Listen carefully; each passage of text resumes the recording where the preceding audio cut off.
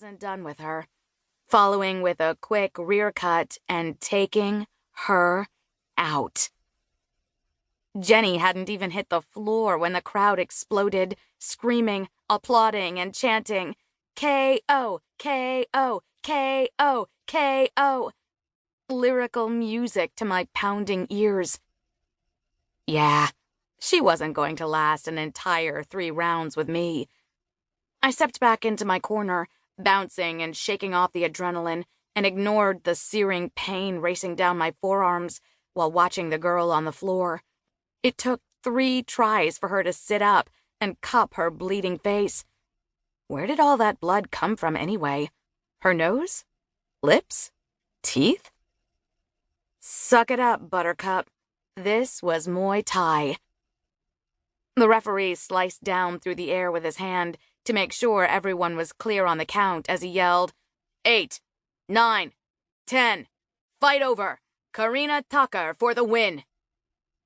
Everything else was non-consequential. I extended my hand to Jenny. She glared up at me, holding her bleeding face in one hand as her instructor entered the ring to help her. She got up on her own, a bit woozy, and we made a short bow toward one another in respect. During the fight, she was just the other girl. One of the coolest things about the sport was how we could be competitors in the ring and friends, or friendly in the case of Jenny, outside. I whipped your butt. I stuck out my tongue when my coach had turned away. Jenny rolled her eyes and nursed her sprains and pains and let her instructor dab her bleeding face before she stained the entire mat. If she was anything like me, and I knew she was, she'd replay the match over and over in her head, wondering where she could have done better, and then actually do better next time.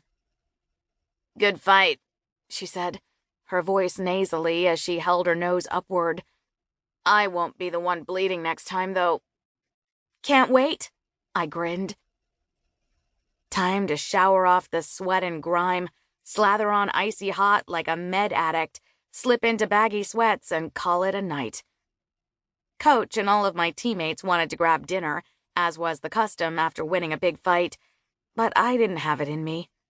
"Sorry," I called back, slinging my old, trusty duffel bag over a sore shoulder and brushing off the wave of lighthearted teasing.